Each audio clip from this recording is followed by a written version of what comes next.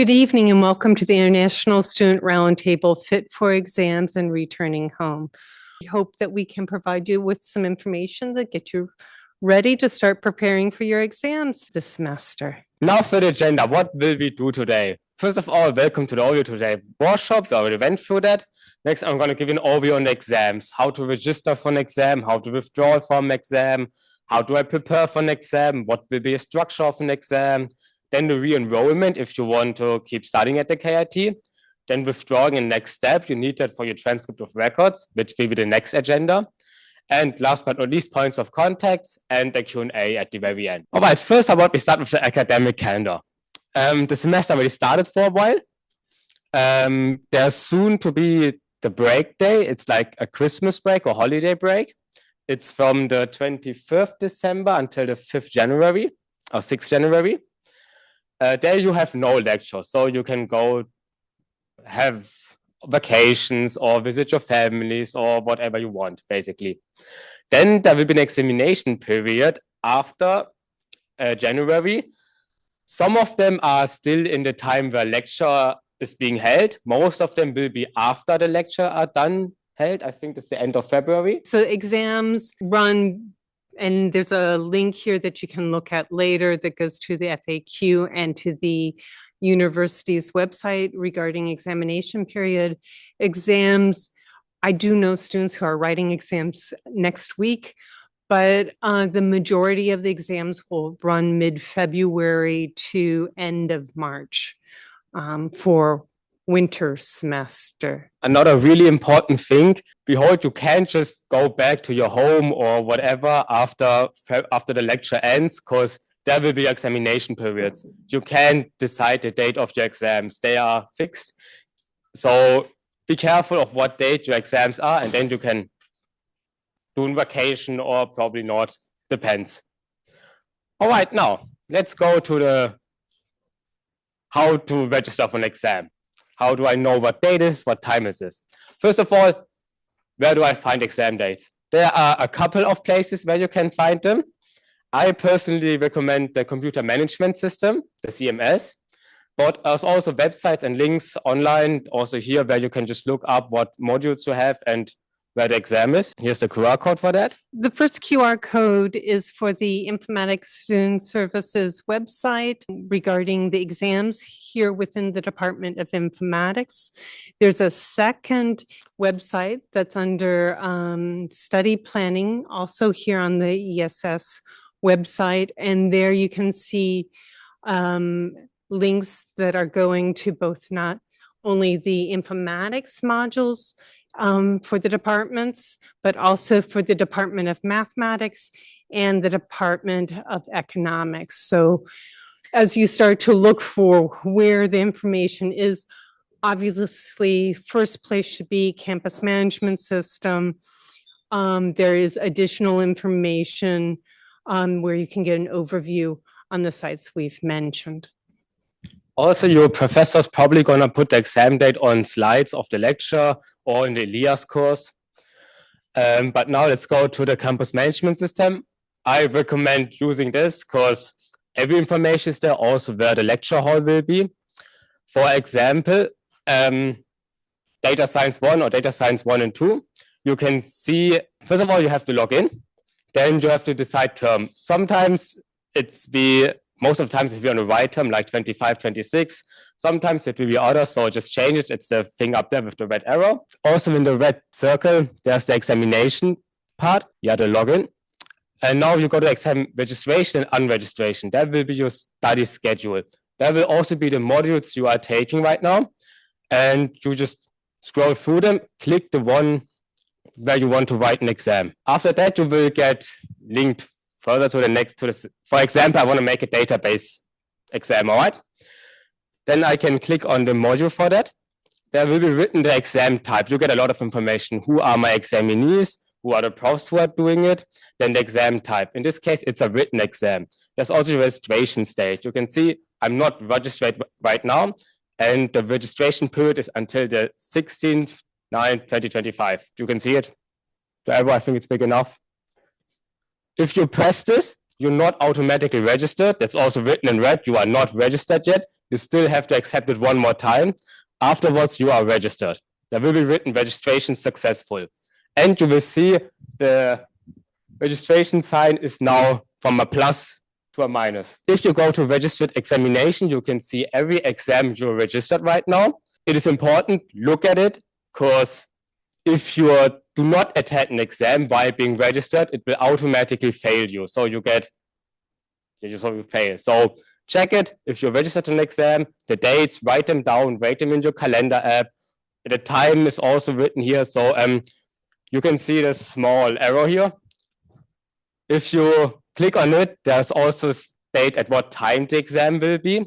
The lecture halls, most of the times there will be multiple lecture halls. You will get information per email or per ideas course. I'm just going to go back one slide. One of the things when you register, please make sure you do a digital copy of your registration as well as a hard copy.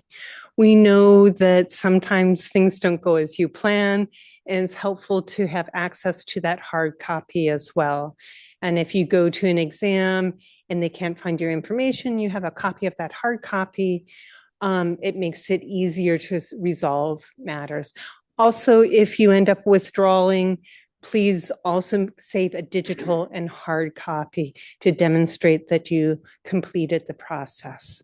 Now let's come to withdrawing from an exam. This is important, so listen up. You can always withdraw from exam. So, for example, all right, I registered for an exam. This is completely different. I think many other countries don't do it like this. You register for an exam via the campus management system, and you're allowed to unregister until the very end. There's a date written here, exactly here, that says you can unregister until, for example, 6/10/2025. Then you can unregister via the campus management system. If you want to unregister afterwards, you're allowed to do that. Most of the times you can write an email to the Übungsleiter or the professor, and even afterwards, at the exam, if you're sitting in the exam hall, before the paper's giving out, you're allowed to still withdraw from the exam.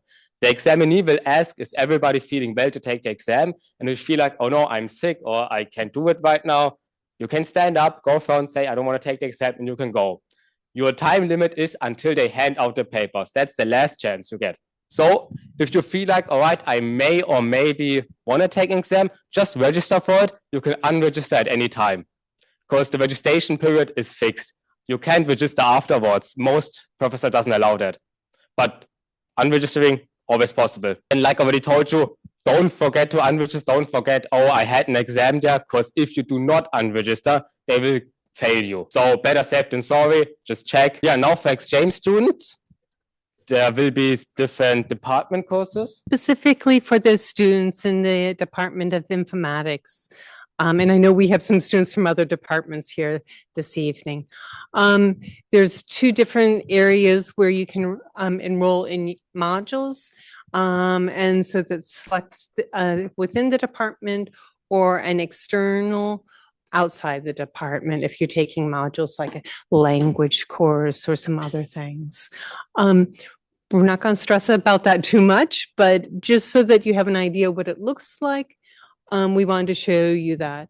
For our exchange students, if you have problems registering for a modules exam, please contact the professor, the teaching fellow, and the secretary for the department institute that's offering the module, and ask them to help you if you're having a hard time. I know a couple of our students wrote me in the last week and were a little stressed because they couldn't register for something. First point of contact would be the department that's actually offering the module.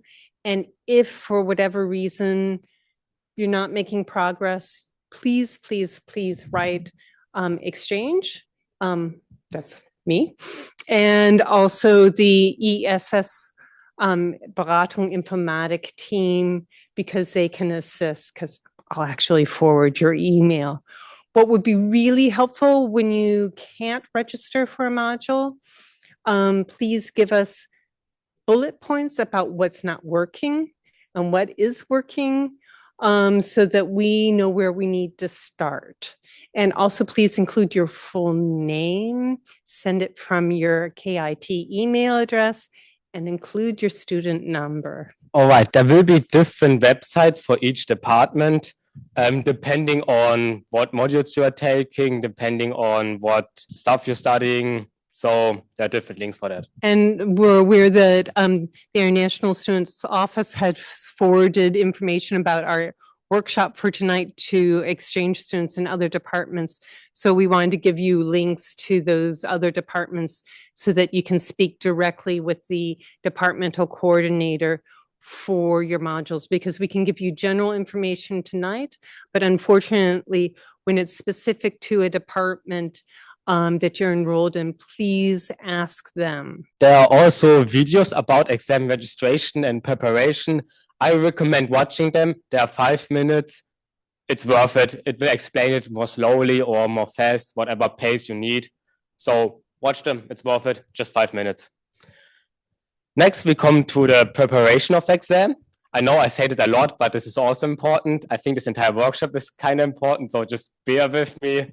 Try to hold on. Try to get as much information as possible. How do I prepare for an exam?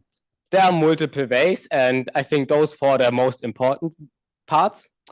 First of all, read the script if they're provided, or the slides if they're provided. Try to summarize them or make Anki cards about them. Try to revise them, and if the module gives you a worksheet, try to make them one more time. Try to understand what questions you did. And the most important stuff, I only learned it a few months ago. Other countries doesn't allow to use old exam. You are allowed to use old exams here. No one will kick you out. No one will let you fail for that. It is actually normal, and the students expect other students to use old exams. There are multiple reasons for that. First of all, the profs can't make new questions every time. They're also just humans. There will be similarities. So that's a good thing. We want to use old exams to prepare for the newer ones. You can get the old exams. Some professor uploads them on LIAS.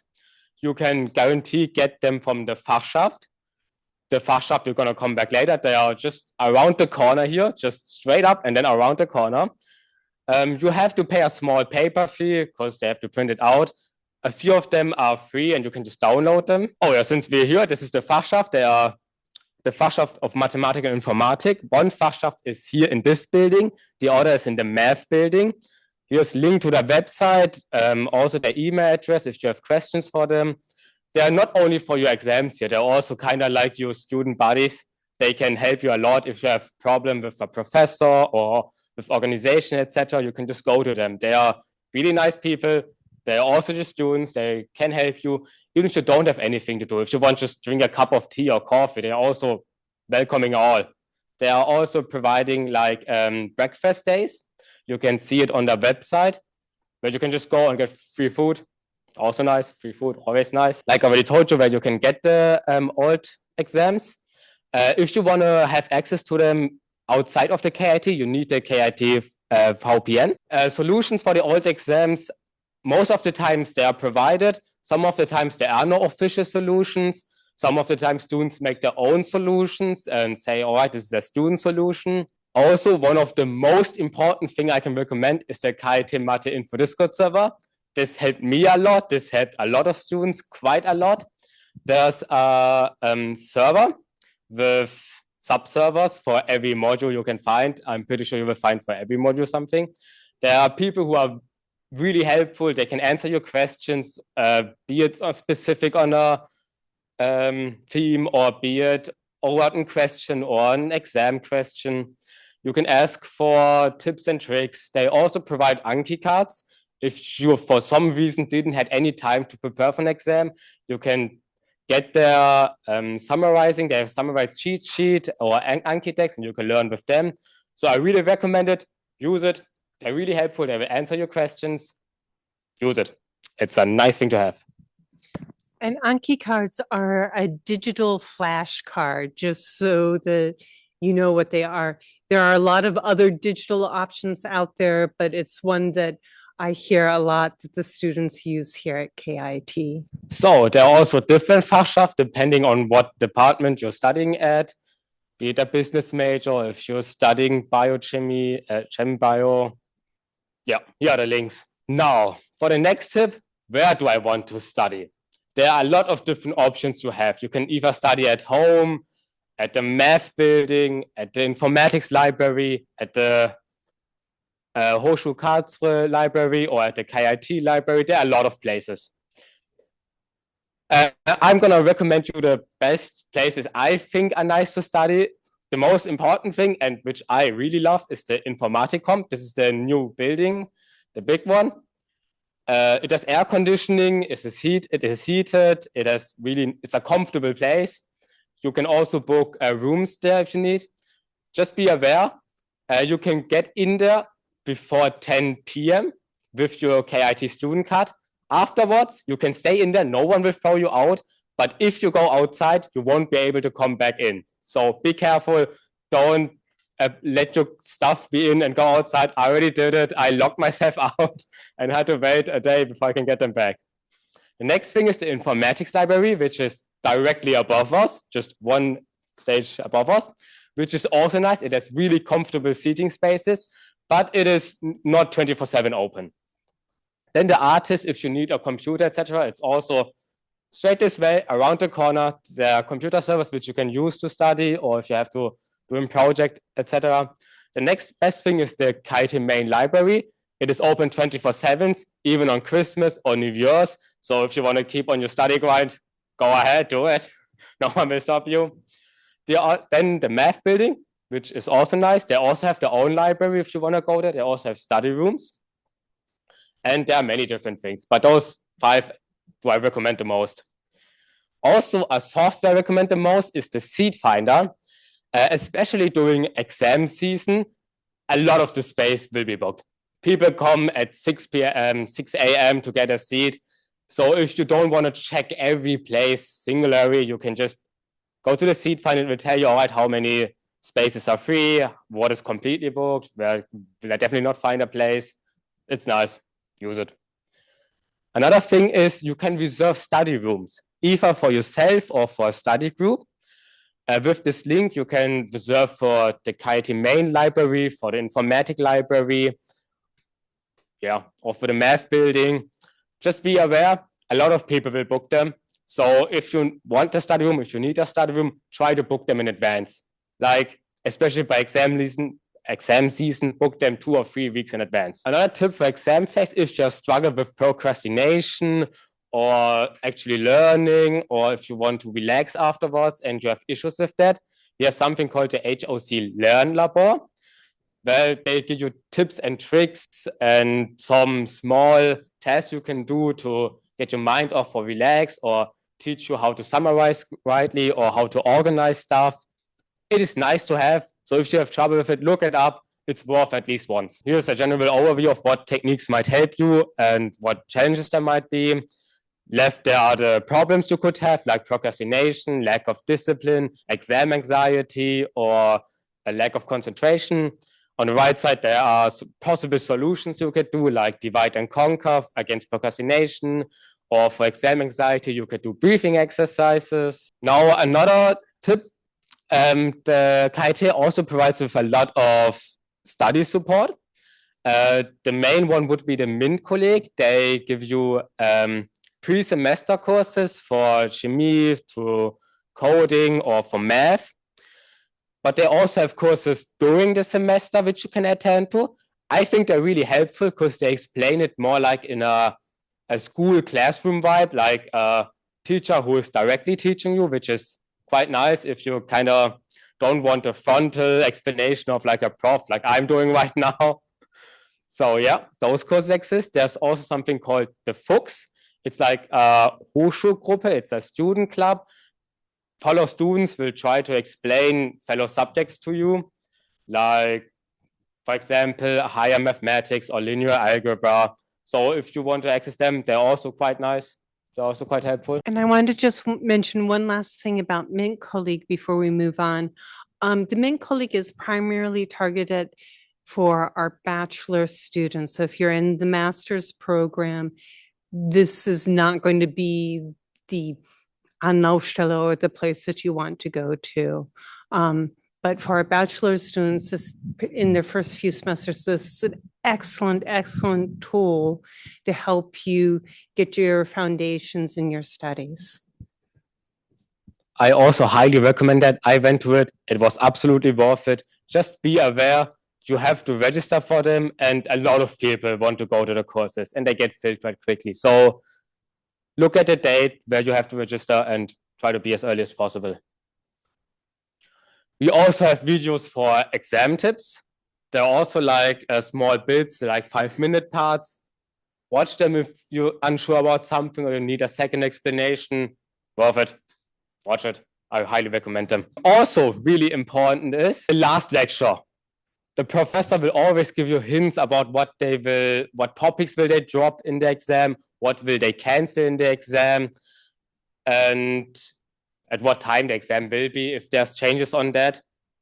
So make sure to attend the last lecture and be aware the official last lecture, which is written in the campus system or in the Elias course, doesn't actually have to be the last lecture. Sometimes the professor canceled it last week, so you can get more time for exam preparation.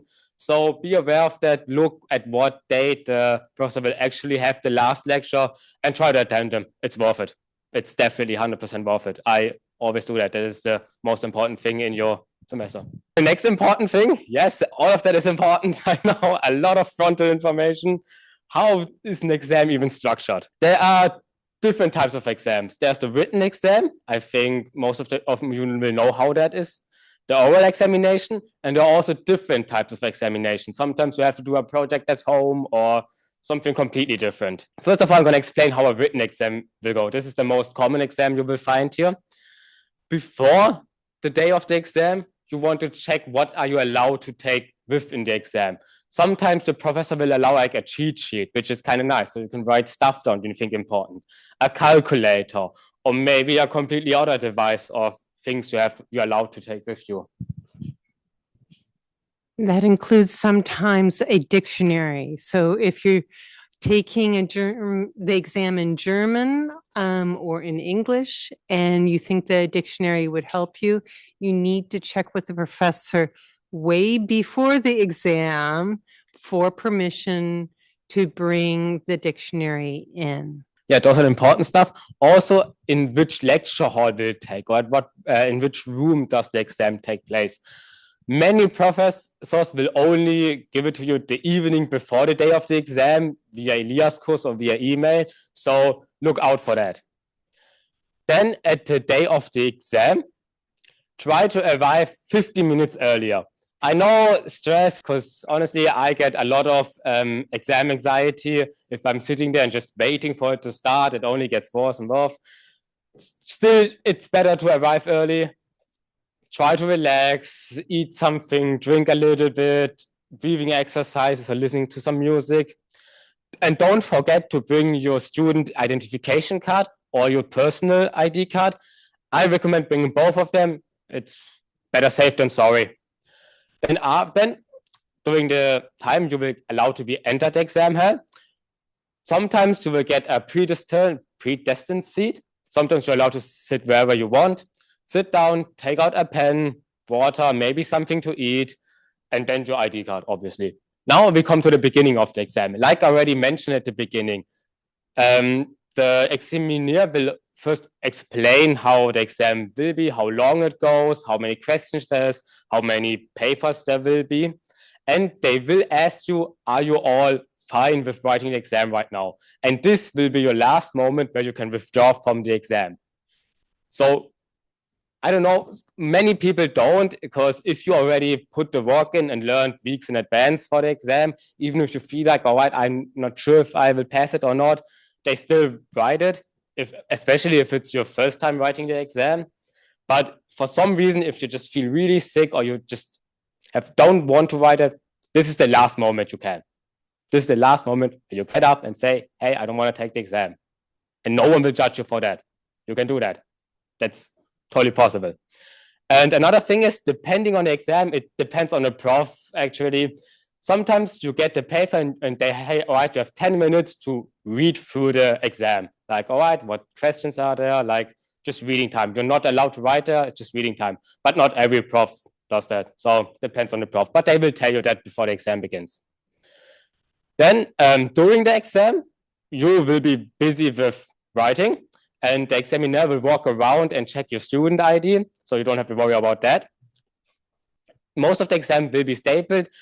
They will tell you to leave it that way so they can leave it that way to ensure that all the pieces of paper stay together, because you don't want the pieces of papers of your exam to be lost. And so don't take it apart. And now for some tips during the exam. Try to answer everything. Even if you have no idea what the answer could be, just gamble, put out an educated guess, because even half a point is better than no points, and writing nothing will 100% get you 0 points. Even if you're not able to answer everything, 1.0 is still possible, because a lot of professors don't expect you to get the full points. They always have like a big space between 1.0 and 1.3. Also, try to mark questions you weren't able to answer so you can get to them later. And especially, most important, do the easy question first, where your brain is still fresh. Because it happened to me a lot, it happens to everyone a lot. If your brain is already fried from writing and doing the hard exams, the easy questions, you will sometimes make easy mistakes, small mistakes, which will be really frustrating afterwards. So do the easy questions first, as long as your brain is fresh and you don't make these small mistakes. Now let's come to the verbal exams or oral exams. The registration will most of the time be the same, either per email or per campus management system. The prof will write you an email, or if they don't, write them an email and ask at which room does it take. Is it at the bureau? Is it at a lecture hall, or is it somewhere different? Then at the day of the exam, be there on time. This is really important because they're gonna be annoyed if you're too late. Just stand before the lecture hall or before the room, and the professor will tell you when you're allowed to come in. They will check your student's ID, and then the exam will begin. They will ask you questions. It's like a verbal exam. They will ask easier questions at the beginning, and they will get harder over time.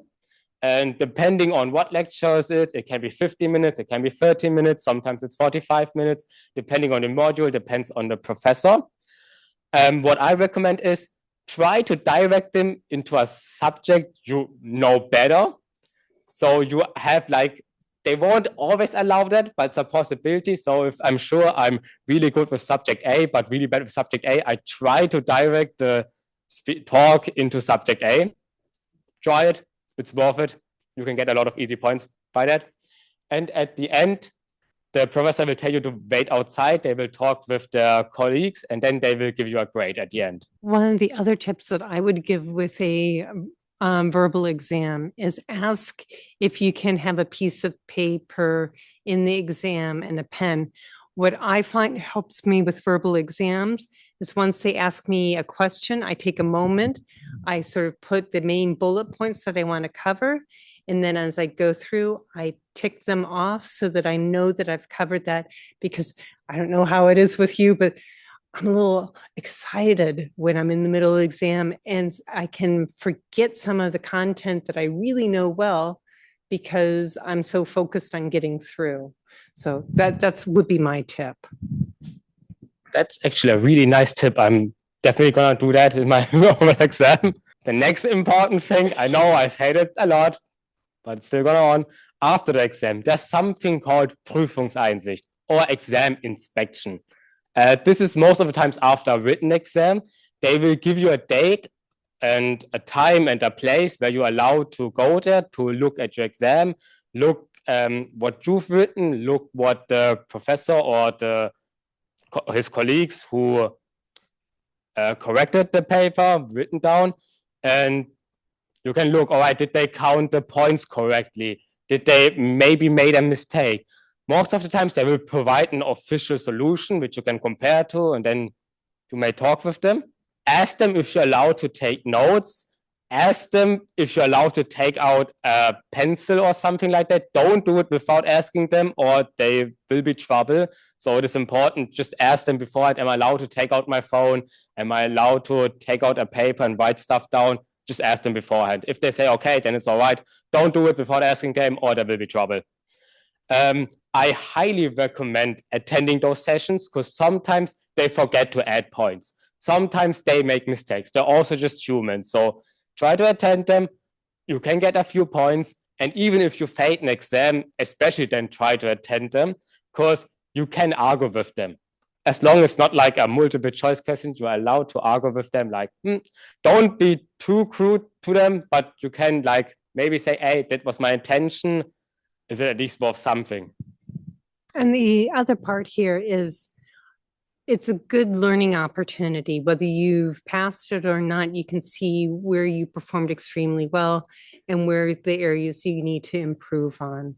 And so it gives you a chance to target your learning, your process. And if you unfortunately failed the exam, then you know what you need to work on in the following semesters in order to pass the exam. Yeah, that's important. I highly recommend it. First of all, for that. Second thing, you can also get a higher grade, obviously, if they actually miscounted something. Now, let's come to the next important thing. What happens if I failed an exam? The ground rule is every examination, every type can be repeated at least once, be it a verbal, an exam of different kind, or a written exam.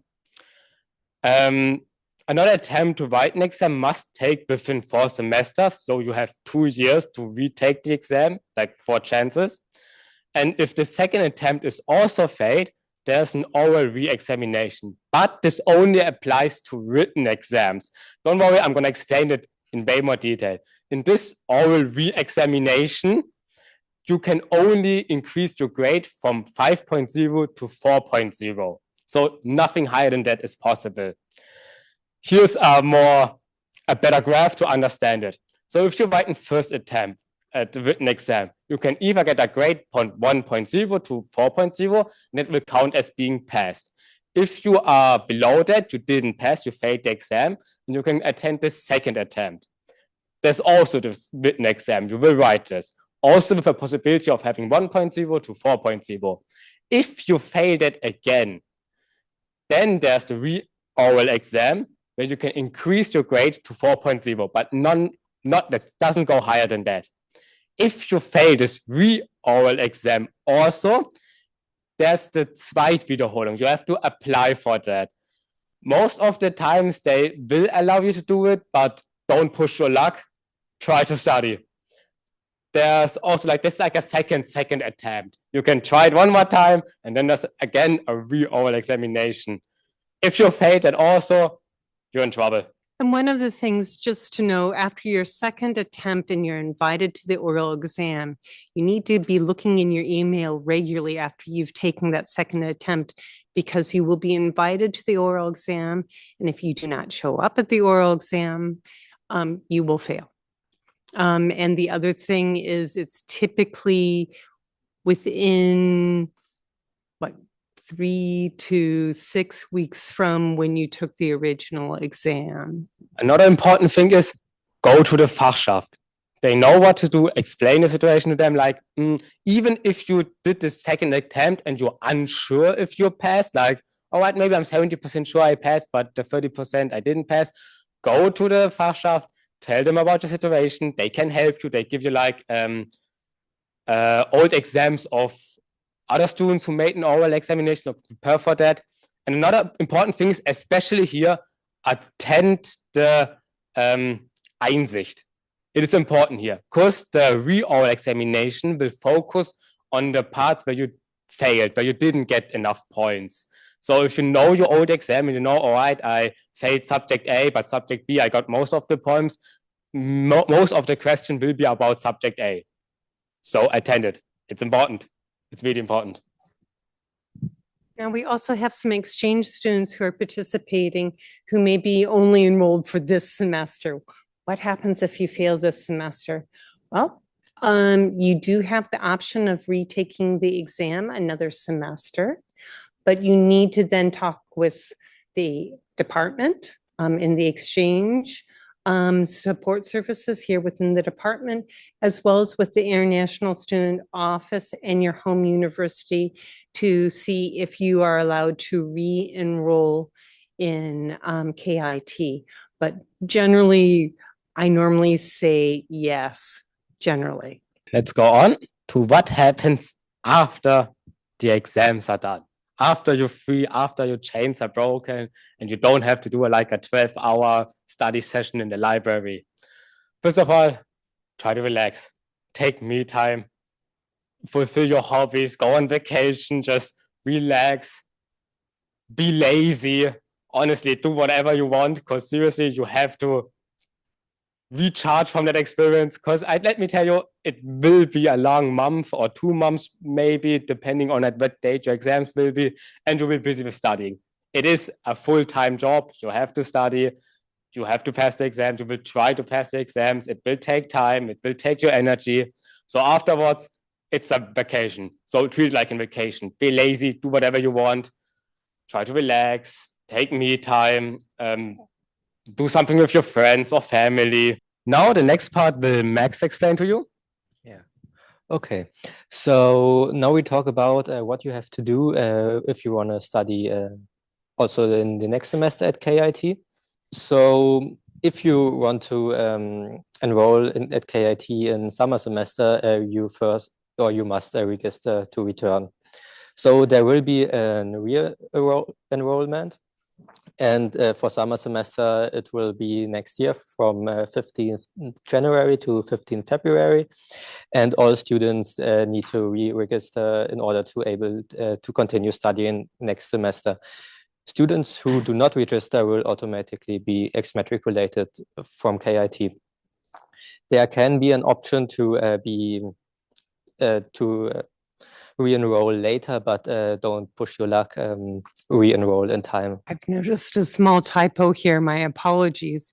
If you intend to return to KIT in summer semester, not winter semester, you must register. It's true also in summer semester when you want to come back for winter semester, but you don't want to miss the deadline. If you are an exchange student and are interested in studying another semester at KIT, there's the option. You have to contact the International Student Office, but your stay at KIT cannot be exceeded for longer than you, and you also cannot receive an Erasmus study grant for longer than a year. And you also need to stay enrolled at your home university. You will also need to ask your home university if they will continue your further funding, and you will also not be able to graduate from KIT. And yeah, you also have to pay the semester contribution at KIT, the same as the semesters before. If you need more information on that, please contact the International Student Office. There are, all of those links are clickable. If you don't want to continue your studies at KIT or want to withdraw or deregister from KIT, you have to go to the Business and Unit Studium und Lehre Webseite, or short SLE, and have to exmatriculate yourself. There is also an FAQ if you need more information on that, but we will go through it shortly. One of the things that's really important, if you're an exchange student and you don't withdraw before your departure, or if you're a degree-seeking student and don't withdraw after you complete your degree here, it can impact your access to your grades and to other things. So it's really important to complete that cleanly. That's why we have the link to not only the informatics department's FAQ, but also a link to the Student Central Services, or SLA's website, so that you can find all the information you need to complete the withdrawal. So now we go shortly through the process of doing a deregistration. So you have to go to the campus management system, go on requests, and then click on disenrollment. currently highlighted with the red box. We didn't go into detail today because we thought we're giving a lot of information right now, but we will upload the slides to our website where you can look at step by step when it's relevant to you. We just wanted to give you a heads up today, what it looks like and where you need to look, but we didn't want to bore you to death. And one more important information for your deregistration, plan to take it can take some time. There are multiple offices that you need to get a signature, and there are a lot of offices who only have opened on 2 days a week, and yeah. Yeah, that's a great point. Thank you for bringing that up. Whether it's during the holidays between the end of lectures or in the summer holidays while the exams may be going, but a lot of offices have personnel who take summer vacation. They may have restricted hours in which they're open or completely closed. So it's really important to look at their websites and communicate with them in a timely manner so that you can withdraw. So one last important thing, if you leave KIT or Karlsruhe, make sure to contact the International Student Office and also notify the local authority of your residential town, in this case Karlsruhe, or maybe you live in another city nearby, and that you're leaving Germany. This can be easily done at the Bürgerbüro. They have usually a website or a phone number you can call, and there's also detailed information on those websites, or you can call the hotline 115. So now we come to the transcript of records. Transcript of records can be printed out at CMS and it also can be issued at the KIT Business Unit Studium und Lehre website after your departure or after you have withdrawn from KIT. Yeah. What's important here is to be aware of the time period. So you can print out from campus management system while you're enrolled, and as well as up to 6 months after you've cleanly withdrawn or exmatriculated from KIT. After the 6 months period, you need to contact our Central Student Services for the documentation. So here you can see an example for a transcript of record. And as already said, you can download your transcript of records up to 6 months after you have withdrawn from KIT, from your student portal account. For more than 6 months, you have to contact the KIT SLE Student Services. To download your transcript of records, you have to go to the CMS, click on Create Table to get your transcript of records. And then you usually get this view. It gives you a lot of information in which university semester you are, and then you can create a new certificate. There are also a lot of other certificates you can create, but in this example, I will show you how to create a great certificate. Important when you create the certificate is that you select the correct form you want to create. So in this case, the create table. What you want to include, for example, you can include past courses, past and failed courses, or all courses, and also important, the language. You can select the German or the English language, depending what you need the transcript of records for. But there's no problem in generating multiple of those. After you have created your transcript of records, it is usually downloaded automatically. And you can also see this document if you go to the Dokumenten archive or document archive. And you can see this transcript of records and all other certificates you have generated previously. So if you need your transcript of records after 6 months after you have withdrawn, you have, as already told, go to the SLE. And you have to select that you are a temporary student, have to fill out your information, and then send this contact form. And yeah, please fill out all required fields and submit it. So what can you do to make sure the grades you added to CMS and therefore to the transcript of records are there in time? So sometimes it needs a lot of time or after your inspection, when you know what grade you have, till the grade is also visible in the CMS. And if you need your transcript of records earlier, before the grade is visible in CMS, you can ask the person responsible for the exam, for example, the professor or the teaching assistants, in a polite email in which you explain your situation. So, for example, last semester I had to do an internship and needed a transcript of records, but there were no grades in it. So I asked if they could enter the grades early.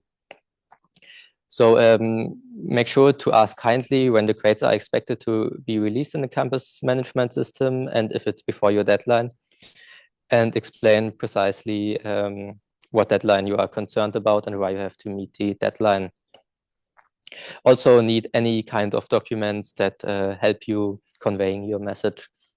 And also include your full name and student number. It helps the professor or the responsible person to get the context and why they should help you. We're aware that a number of our exchange students have to return to their home universities and need the results pretty quickly. They may be also starting semester during our exam period. So it's sometimes helpful to inform our teaching staff what your circumstances are and why you're making that request. But it's also one of the reasons we suggest look at when the exams are that you're going to take this semester, and preferably select modules that have exams prior to your intended departure date, because then it can be quite stressful for students. So in case your grade has not been entered yet, also contact the responsible examiner or the secretary in order that your academic result is entered in your record. And yeah, as told already, please include all important information like your full name, your student ID, what module you need to grade for, and yeah, to this mail, so the responsible person knows what they have to do. Also important thing is you can only access your transcript of record, like we already mentioned, after you did your disenrollment. This is important. It's better to do it in person. It is possible to do it if you're not here, but you have to give someone full authority for that. You have to fill out paperwork for that. It's a lot of trouble. So plan enough time for the disenrollment, because the departments here need time for that. You need time for that. So plan enough time and do it while you're still here. It saves you a lot of trouble. And if it's within the 6 months of your exmatriculation from KIT, you can actually print out from campus management an official certificate with a QR code. I know not all of our partner universities accept that. If that's the case, please send us an email with your information. You see all the information we need, and we can then assist you with that. Okay, so now I just want to talk shortly about language courses and HoC certificates. There are some courses you can do at other institutes or departments that are not directly correlated to your academic studies, or sometimes are something called überfachliche Qualifikation. So modules or courses that are not, for example, for me, correlated with informatics. You can add them to your academic record yourself in CMS. And if there are any problems with doing so, please contact the Informatics Student Services Office. And that's both for an example, for our students who took the pre-semester German language class before they enrolled, or maybe taking a language course in German this semester, or for those students who are taking a foreign language such as, or international language such as Spanish, etc., and you're having a problem transferring that into your transcript of records, into your records and campus management, if you write our office with proof with the certificates, etc., we can assist you. So now we come to some advising and resources. If you need any more information about what we have talked about, or even extending those informations, you can find it on this website. You can find it over the with this slide. It's a clickable link.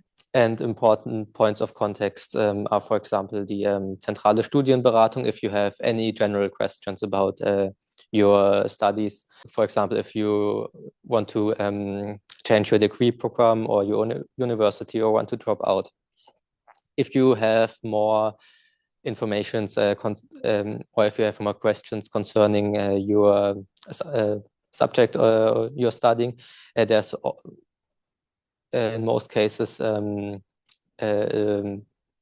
another study advisory. Like for example, for informatics, you have the Informatik Studiengangsberatung. There are also other organizations, for example, the Studierendenwerk. They're for general advising if you have issues finding a home, or if you have issues with financials problems. They can give you general advice on that. They can maybe recommend you to a Studentenwohnheim. It's like a cheap living place for students. There's a list where you have to register and then probably a waiting period. But you can always go there, ask for recommendation or advising. There's also the AStA, which is like, they have a lot of sections. They can give you advice on almost everything. If you have issues with your homeowner, they can give you legal advices. If you have personal trouble, they also have professionals who can help you. They also consider some how it's called, like play evenings, where you can just play some board games with them if you don't have any particular questions. But they give you a lot of opportunities and stuff you can just attend to, or but you can ask questions. I thought I'd mention about PBS, our psychological support services here at KIT. They offer a lot of wonderful support services for all of our students. They can provide direct one-on-one advising and support services in a variety of languages. So you don't have to always do it in German, so it's well worth asking them if you're setting up for an advising appointment with them, for a counseling appointment, if they can provide it in specific languages. One of the things I always say is counseling can be really helpful before the problem really gets big. They can give you some skill sets of how to manage a situation.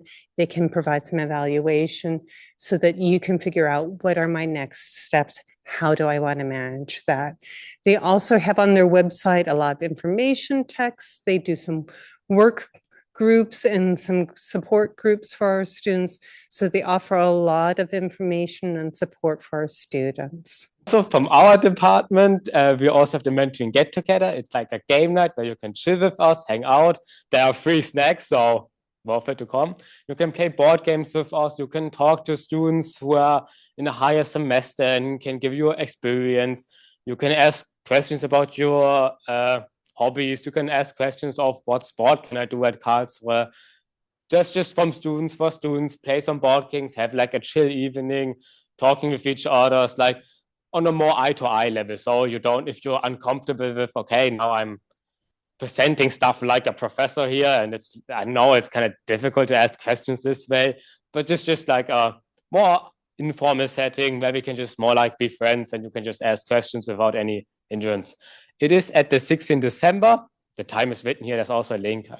And one of the things that I've heard from a number of students over the last couple of weeks, that they're looking for a learning group, whether that's students in their bachelor's in their first semester, or computer science in the master's English program.